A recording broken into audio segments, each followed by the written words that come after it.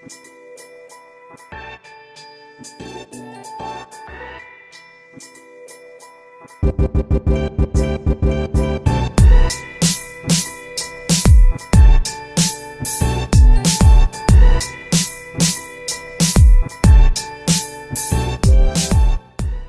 up, guys? Lenny Reed, Dynomite Diesel Products. Skyler Ostrich, Dynomite Diesel Products. He works here too. So last week, what'd you do, Skyler? We went out to Perkins Diesel in Missouri, and we brought a whole bunch of injectors with us, and we started doing some testing, and we learned quite a bit. So that's your first time to the engine dyno, right? That's correct. And you work here every day, correct? Yes. Even though you work here on injectors every single day, even though you own a pickup truck that makes almost 2,000 horsepower, even though you've built a almost 2,000 horsepower pickup in your own garage at home, even though you've been doing this for a full-time career, like for how many years now? I've been working here for about 4 years now, yeah. Did you still learn anything last week? Oh yeah, for sure. So even with a resume like yours, you still managed to learn something? Oh yeah, I feel like I learn something every day, no matter what I'm doing. It is nice, right? Oh yeah, for sure. So you and I drove down there. Yep. We made it 1,850 miles, hauling a motor down, core motor. Mm-hmm. And the intention was to bring yours back, but we weren't super stoked with what we found. Correct. So we left it. Yeah. And I try to tell customers when they're trying to be at the very top 2, 3, 4, 5% of a class, that whatever you buy, whatever you're building, you should still plan on spending at least 3 days on a dyno. Yeah. Now that you've been on an engine dyno for 2 days, mm-hmm. do you see why I say it should be at least 3? I would say for sure at least 3, if not more. You catch momentums, mm-hmm. and then you start to fall backwards, and then you catch some momentum, and then you flatline, and then we try other stuff, and ultimately, like, how many times do we look at each other going, if you were home right now, I could tell you to send me something, and I'd have it tomorrow to test. Yes, we did look at each other and say that multiple times. Often. Yes. So, like, going to Chad's place to dyno is not super convenient, but I'm not kidding, guys. Like, if you're trying to build anything at the top of the class, dyno time is critical. And it's not just so you can make the most power in the class, but it's also because we need to be the most reliable of your class. Because if you can't finish the pull, if you can't finish the race, you obviously can't win. That's correct. And not finishing means you broke something, and that's usually very expensive. So what did we learn about drive pressure? Well, originally we had the gate set where it should have been. Yeah. And kind of got ahead of ourselves and decided to tighten up a little bit, and cost us turbo. So right now, I hope he inserts the explosion. It was pretty cool. Like.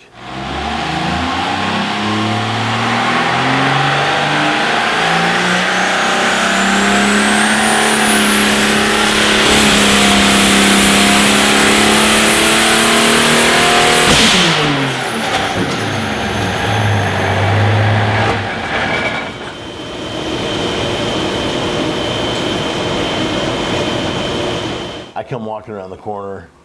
I didn't expect the dyno to be running, and I'm like, oh crap. So I grab my trusty little cellular device, and I start recording right then, and I'm like, okay, I'm definitely not supposed to be standing right here, but that turbo's taking a kicking, and it's gonna be fine. And poof, glorious flame, and I'm walking around going, why did we just do that? How come we just hit that? Okay, well, the turbo's done, and then we're walking around and we're mopping up, we're cleaning, and then somebody drops the door, because it was super cold there, and the door has a fresh compressor wheel mark, and that door was like right there when I was standing there videoing. But I was smart enough to know that I should be protecting my face, because I've got good teeth, with my phone. So when I was filming, I was holding my phone kind of like this. So even if it would have hit me, it would have it would have been stopped by my iPhone, and those things are super durable. So, plus it's got some really cool case on it, OtterBox. So I would have lived, but yeah, don't ever stand in front of a turbocharger on a dyno. No. It's just a bad idea. Yeah, I'll shoot. We'll insert the picture now of the door. So that was entertaining, right? Oh yeah. But 100%, 200% on lower RPM stuff, like up to 400 or up to 4,000 RPM, pretty much rips. Yes, correct. So I get frustrated because, you know, customers want to know how much power our stuff's capable of making or whatever. And because we may not be measuring percentage over in the exact same manner that other companies are measuring their percentage over. Yes. So they've got to rely on us to tell them, like, well, if you're looking to make 1,000, this is the injector you should get, and here's why. Looking to make 1,500, here's the injector you should get, and here's why. Our dyno, thank you, Dyno for coming through. You guys are awesome. But, and not so much thank you to Land and Sea. Like 2 years of waiting, and then I had to throw a fit. It was not good. So Dyno for the win, Land and Sea, not so much. I'm pretty upset about that still. But with our dyno coming very soon, Matt and I will be out there all the time doing stuff very similar to what you and I are doing with your motor. Yes. And we did learn some things about piston bowls and nozzle protrusion and all sorts of cool stuff like that. Those are things that when customers call us up, you've spent basically you've spent 2 days on the dyno and still learned like truckloads of information about pistons, nozzle protrusions, things like that. Yes. So when you're on the phone now with a customer and they're stumbling, they're not being successful, you now have more questions to ask them, right? Correct, I do. We can get something figured out for them for sure now. And I think that a lot of times when people call us, they are frustrated, and they're frustrated because these injectors don't make any power, and every single time it's the injectors not making any power. Yeah. And we did a bunch of testing, and we came to the conclusion that it wasn't the injector that was the problem. It was nozzle protrusion. So that being said, trying to tell somebody on the phone where was your nozzle protrusion, and them saying, look man, I've never checked it before in my life, why would I start now? Well, because back in the old day when you were playing in the sandbox at 500 horsepower, 700 horsepower, it didn't matter. You could put your nozzle wherever you wanted and it still did that. But now that you're like now that we as an industry are getting better, and we're trying to get things that shouldn't make 1,000 horsepower to make 1,000 horsepower, things that shouldn't make 1,500 make 1,500, things that really shouldn't make 2,000 to make 2,000, everything has to be correct. That's correct, yeah. Compression, nozzle protrusion, piston bowl versus angle. Like we came home, and on the way home we were like, do we move it by 2 degrees here? Do we move it by 2 degrees there? What are we gonna build? Like what are we gonna do? And then, no, let's just pull the head off, measure nozzle protrusion, shake some things down, make sure that that's all where it needs to be. There's a lot, right? Oh yeah. So with 100% overs, what did we end up making? We had an SXE 476. 76, yep. So plenty of air for 100% over, right? Yep. What do we do, 1150, 40? 1150 around there? I think it was just a little over that. A little over that. Maybe it was like, yeah, somewhere around there. Very close to there. So at the rear tire, we could easily say that those would make 1,000 horsepower at the rear tire. Oh yeah. And we did that with less than stock microseconds. Yeah, we did that with I don't think any of our tunes were better than 1,700 microseconds. We just ran 225 MPa through them. So very conservative on the microseconds, which we like to stay, and hope you guys do as well. So 225 MPa, I'm just going to convert that real quick. Let everybody know why we tested at 225. We test at 225 because that's what we test our injectors up to there. We have the capabilities we have very good confidence of thinking they'll hold there, so we will warranty all the injectors up to 225 MPa with no problems. We think you guys would have very good success with those as well there. And basically, we run higher pressure and less microseconds to keep. Obviously, we get the timing basically down, and basically we keep the injector in its happy spot basically. So you did learn quite a bit about that. Now, just for those of you that need to know how many pressure it is, 225 MPa is 32,634 psi. So call it 32,500. So if you're tuning with EFI Live and you're using any of our stuff that was built within the last year or two, you're completely welcome to run those at 225 MPa. You will have to get a new rail pressure sensor and then rescale for that, but 32,600. Which we have rail pressure sensors here as well. So if you need one of those, just give us a call. We'll help you out. And since we're doing shameless plugs, injector protector. That was sales pitch. You just did right there. Mm-hmm. It was good though, smooth. Not really. So the reason we keep duration or our injection event really, really short is because as engine speed goes up, piston speed goes up, the time between the combustion processes decreases immensely. Yeah. And in order for us to get the injection event to be like 100% in at TDC or even 90% in at TDC, we would, if the event was 3,000 microseconds long, we'd be at like 50 degrees timing. Cylinder pressure would be horrible because you're starting to spray as piston's going up and it's trying to drive the head straight off or trying to shorten the connecting rod. Yes. So we basically try to keep the duration of the injection event very, very, very short as higher RPM is desired. So say 5,000 RPM, we're going to shoot for like a 1,000 to 1,200 microsecond event, big injector. But if you're going to spend like say 4,000 RPM, then we're going to be really good even out to like 1,700 microseconds. Yep. But we were still shooting to keep those down around 1,400, right? Correct. So that's the reason why we're trying to size the injector so it's not just about making X amount of power. If we turned it up 300 more microseconds, it would make more power. But it would also do it requiring that you give it a bunch more timing, which is really hard on engine parts and everything else. So that's the reason why we're trying to test all these things, so we can accurately tell you, the consumer, like, run this thing at 1,400 microseconds, get yourself like a 90-10 split, and let timing be where it's going to be, and you'll be in really good shape, be nice and safe. EGT won't be an issue. All these things will just be like glorious on the planet. Correct. So that's the first time you've ever been around. Like you've had guys send you files and you've installed files, you know, using your EFI Live tools in your race truck and what have you. Yep. But now that hey, like send me a file, we're going to move, you know, we're shortening up duration, we're doing this, we're doing that, and then you can actually work with the guy for 30, 45 minutes. You get the new file, you shove it in. It all kind of clicks and makes more sense, right? Yes. Dyno time is a big thing, guys. Like back in the old day, everybody had inertia dynos, and we put parts in there, we threw the parts together, we knew it was going to be within 10 or 20 horsepower of like this number, say 500. And as long as it was within 10 or 20 horsepower of that expected number, put it on the road and shipped it. With load brakes, water brakes, we can go, we were allowing your motor 250 RPM increases per second. And we gave it a lot of hits. We could have slowed that down to 200, which is actually probably more accurate. But as fast as we were giving that thing hits, as many injectors we were trying to test in a 2 or a 3 day period, we were trying to not kill the motor and still collect some data. Yes.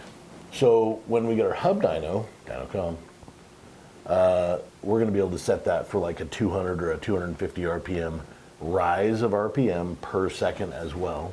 And we'll be able to get data as accurate as the stuff we're getting for the engine dyno. Yep. So super stoked about that.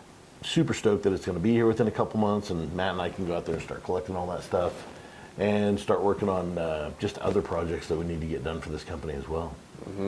So I feel like the last couple of years we've had to send parts out to dynos that we don't know ourselves, and customers call up and they say, yeah, we put them in, runs really good, smokes not too bad, but you know, it makes this much power with this many microseconds, that much pressure, and we don't really know the dyno, we don't really know the truck very well, so it's not, I don't really love saying to another customer, here's what that's capable of. Yes. Soon, with the hub dyno, we're going to be able to do that with very much accuracy and very much confidence again. So we left your engine down there. First off, like going back, sorry, S476, What did we end up making on that thing total? We made right at 1498 is what we did with, or no, my bad.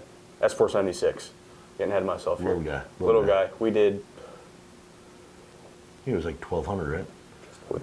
just under 1200. It's like 1198 or something like that with a set of 200%. And that's when I started cussing the dyno, because constantly it's always saying something, something, something Yes. of 98.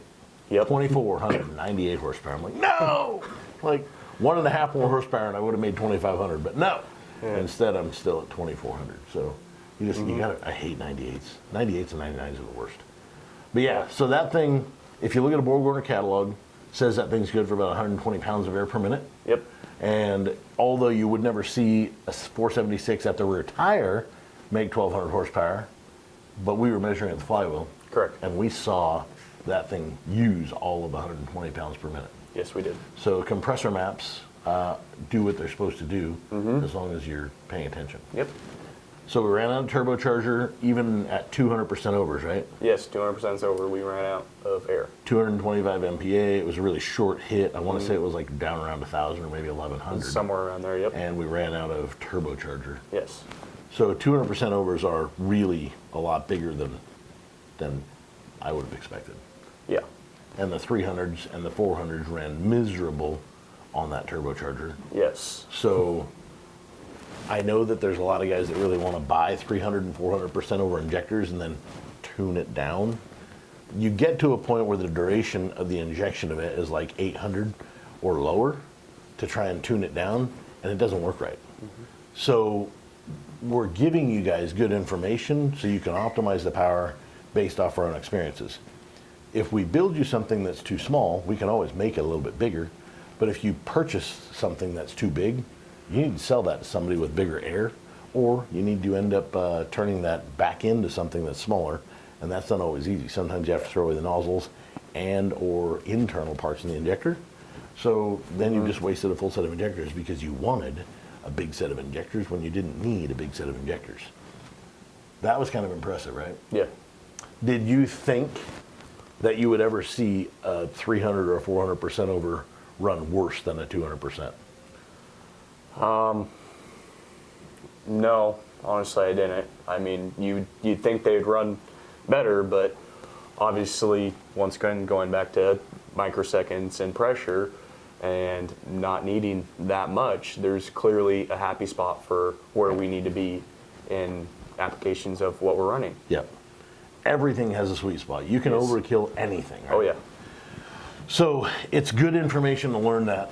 I'm really glad that you were able to come out and hang out there on the dyno. Matt, camera guy, he was there the whole time. And, you know, he's got 20 plus years in this business doing, every time I go to the engine dyno, they're like, I've been there plenty. And every time I learn something new.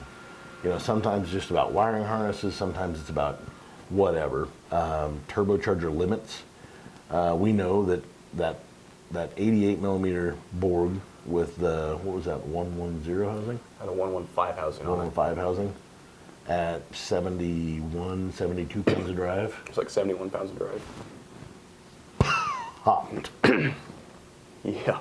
And it's not the turbo's fault. Like, we just made a mistake. Like, we Yes. should have opened up that gate a little bit further, and it would have stayed down in its like 50s and 60s. But 70 with real load, like, you know, you give it 1,000 RPM, wide open throttle for 5-6 seconds, drive pressure goes up, heat goes up, pressures are at maximum, and we found that everything has a limit. Oh, yeah. And, you know, people can talk bad about Borg, but I've killed Garrett's. People can talk bad about Garrett's, but I've killed, you know, aftermarket high dollar turbochargers. And I can't say that it's always the turbocharger's fault. No. Usually it's like my fault. Yes. Usually I was standing on his throat just a little too hard and then the neck breaks. Yeah. So that's it. Like, you can, most of these turbos are really, really, really good nowadays. I mean, there's some Chinese junk out there that's just garbage, but most of the stuff that we're using today is really good. But improperly used, which I will admit, we were not using that turbocharger correct. Yes. In your pickup truck with the gate doing what it was supposed to do, we set the gate up on the dyno in the truck. Yep. It worked just fine and it lived really well. So now got to rewind, and we spent $2,000, but it didn't kill the motor. Yes. So that was good. Are you anxious to go back? Yeah, I want to go back for sure. I want to test some new stuff and see if we can get the 300s and 400% to make really good power and efficient too. It's just going to take a lot more air than an 88 millimeter wheel. Yeah. A lot more. And ultimately, like, doing a nitrous hit in the dyno room might not be the best spot, because there's so many things, the way you install the nitrous. We did have your intercooler. Yes. So we tested that motor basically as legit as we could. Like, we got a PT4000, the big intercooler that lives in the dyno room, big water-cooled thing. And if you're using that intercooler, but then you dial in the motor at 85 or 90 degrees of intake air temp, we were making 125 degrees intake air temp, right? Yeah, about in the runs was like 120 to 130. Yep. So it's really important that we use the right intercooler for that truck, right? Yes. And we didn't run out of intercooler. Nope. But if we did run out of intercooler, we would know that. Yes. If we use the PT4000 that lives in the dyno room, we would never know when we'd run out of intercooler. Then you'd go to assemble the project in the truck, put the wrong intercooler in it, something that's not going to flow enough, and then, hey, this thing doesn't work. Yeah. Let's talk about smoke. Did we ever clean any of that stuff up? Not exactly, no. Nozzle protrusion? Yes. Yeah. It was a good week. We learned a lot. But we never really got the combustion product. The motor wasn't happy. No. And nozzle protrusion was incorrect. So we're going to fix that. Yep. And go back to the drawing board. But even with, the 100%, the 200%, it was still dirtier than it should have been. Yes. We got it clean, but it wasn't like spotless clean like some of the stuff we're used to seeing. But we're also trying a totally different piston with your motor right now too. Yes, we are. Because we're building a nitrous injected motor. And in the chassis, it would have cleaned up that smoke quite well. But we still need to optimize the motor and its combustion processes first before we just live by nitrous. Correct. So I was kind of frustrated throughout the week, but on the way home, which driving there is always fun, no matter where you drive to, but driving home is always miserable. And on the way home, you get to think about like all the things. Because when you're running and gunning and trying stuff, sometimes, even though everybody's talking about it did this, it did this, it did this, we've got all this data to look at, there's still more data that you'd wish you'd had, right? Yeah. Oh, yeah. And then on the way home, you're kicking cans going, why didn't we try that? Why didn't we try this? And when we have our own dyno, we can go back tomorrow and we can try it again. So the engine on nitrous, which is how you're going to run it going down the track. Yep. It's with that piston, I believe, going to be a lot more durable. But there's a learning curve to it. Oh, yeah. No doubt. It didn't make as effective of horsepower as it did a year ago with the other pistons in it. No, it didn't. But they were more fragile. Yes. So drag racing, sled pulling, all of it kind of boils down to like a battle of attrition, meaning if you can't finish the race, you won't win the race. And with your truck, since we're trying to like put a motor in it once a year and then let you go have fun with it all year long, we don't really want to put a lighter piston in it that may make more power, but may or may not go all season. Yeah. So trying some different stuff, like we're resetting, going backwards a little bit to try and push technology to move forward. Definitely, even though I was frustrated, I felt like we learned a lot, and I felt like it was still a very successful trip. Yeah, no, I felt, for sure, we learned quite a bit, for sure. What was your favorite part about, not the trip, because you'd say something about food, but what was your favorite part about being in the dyno cell? Like, what do you think you picked up that was the most effective for you here at the shop daily? Like, honestly, I think it was just like the hands-on experience that was just really good to actually be able to get and do.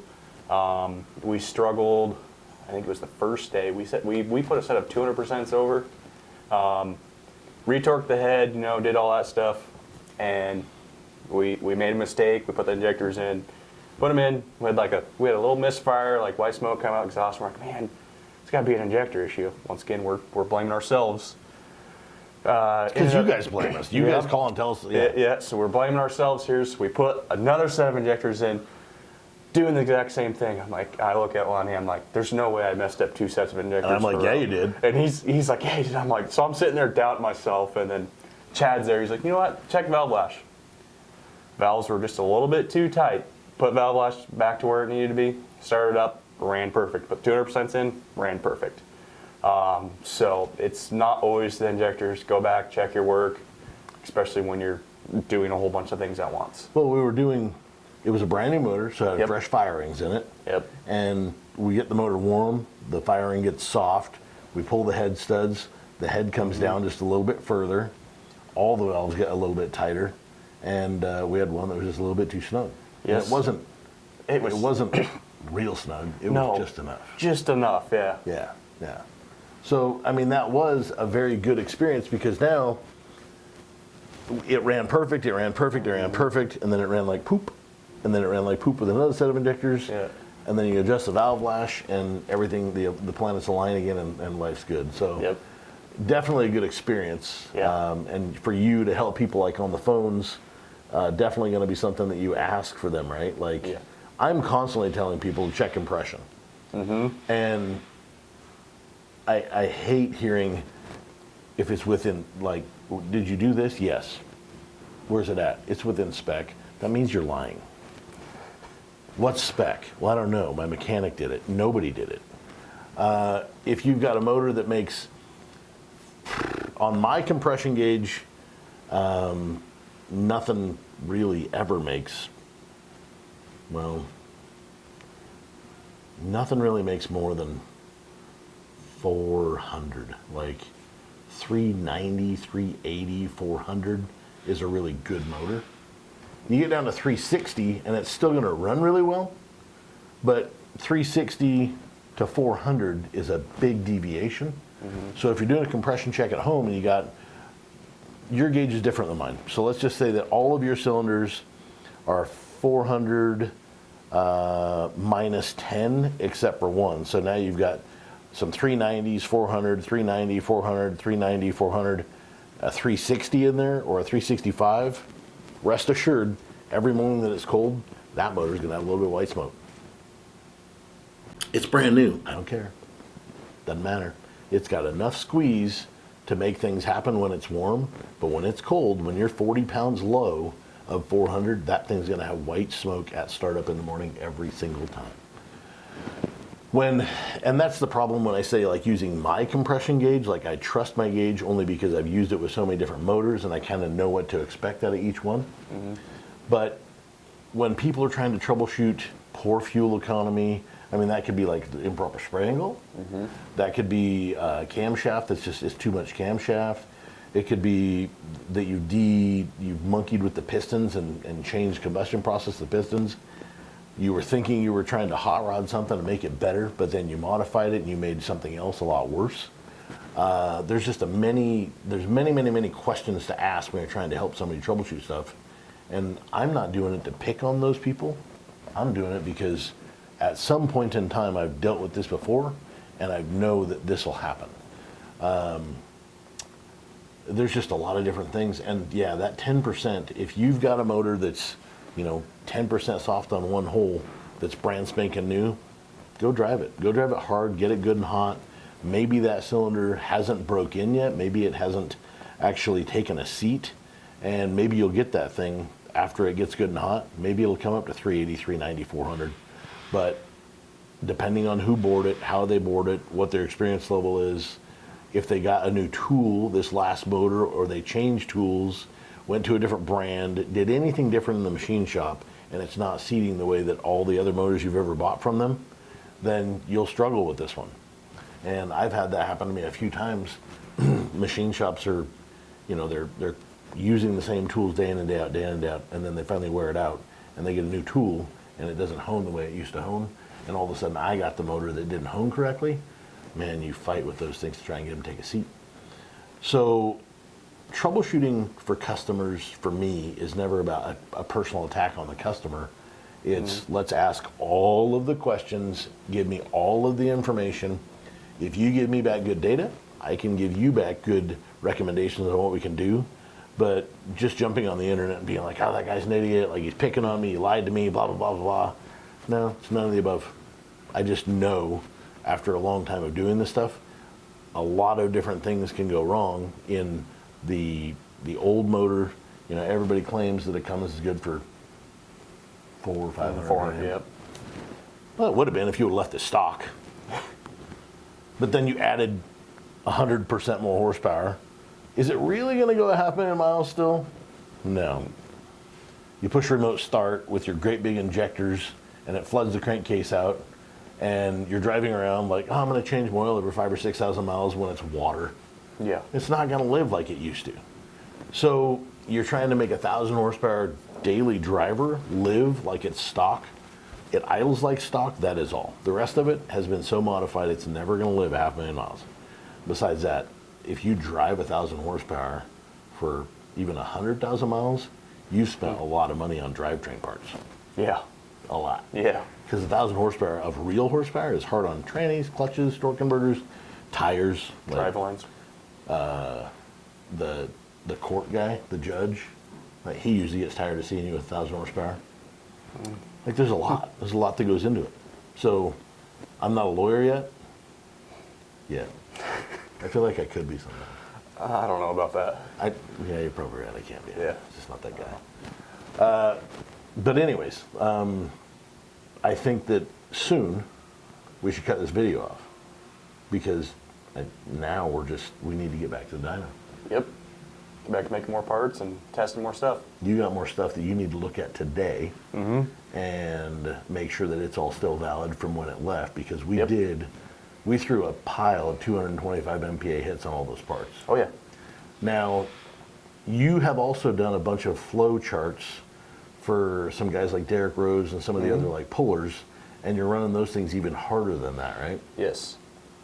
So how many hits over 200 MPa have you put on a set of injectors so far in the test stand? Over 200 MPa, I would say probably, well, I've done two different sets, like a set of 400% and a set of 500%.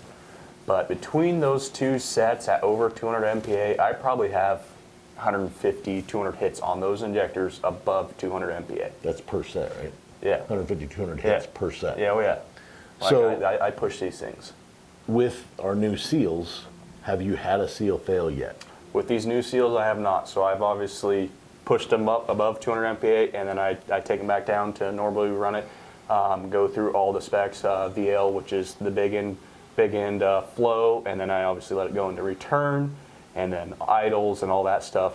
And it is dead nuts from where I built that injector, and I have not had a failure on these new seals that we're using yet. Those things are solid. Yes. They're very expensive, but they're very solid. Yeah. And soon, our reman stuff is going to come with all of those seals in them. Will it last longer than the factory seal at 150, 200,000 miles? Probably yes. If you take good care of the fuel, another shameless plug for injector protector, and drain your water separator and put fuel filters in it, you won't have seal problems anymore with these injectors. The 5.9 injector is going to start living much more like a 6.7 liter injector, providing that you take care of your fuel, drain the water separator, change fuel filters regularly. And I'm a big proponent for you should be changing fuel filters every other oil change. And if it's a daily driven truck, you should be changing oil every 5,000 to 6,000 miles anyways. Yeah. And if you've got huge injectors, then you should be changing oil. Like you take one drop of oil off the dipstick, put it on a piece of notebook paper, and of course it's going to be black and nasty, and that's fine. I'm not looking at that. But if you let it sit for 5 minutes and it fisheyes, the diesel will saturate into the paper and separate out, and the oil stays right in the middle. If you're getting a big fisheye out of that, then your oil, even if it's got 2,500 miles on it, the oil needs to be dumped because it's overwhelmed with diesel. Diesel's not a lubricant in the motor. So if you're thinking, man, I need to send this out and get it tested, not necessarily. It's a pretty quick test. Take 5 minutes. One piece of notebook paper, one drop of oil out of the crankcase, throw that, and let it sit for 5 minutes. If you've got diesel in there, it's just going to separate out into the paper, and the oil stays right in the middle. If it's pretty heavy on oil and very little on diesel, it doesn't do that. So just a quick test. I've been doing that since, actually GM taught me that back when the LB7s used to crack injectors in 01, 02, 03. That was a test that GM authorized for like trying to diagnose whether they had a cracked injector in a Duramax back then. Thanks, GM. Appreciate it. All right, guys. Lenny Reed, I'm out. Skyler, I'm out. See you.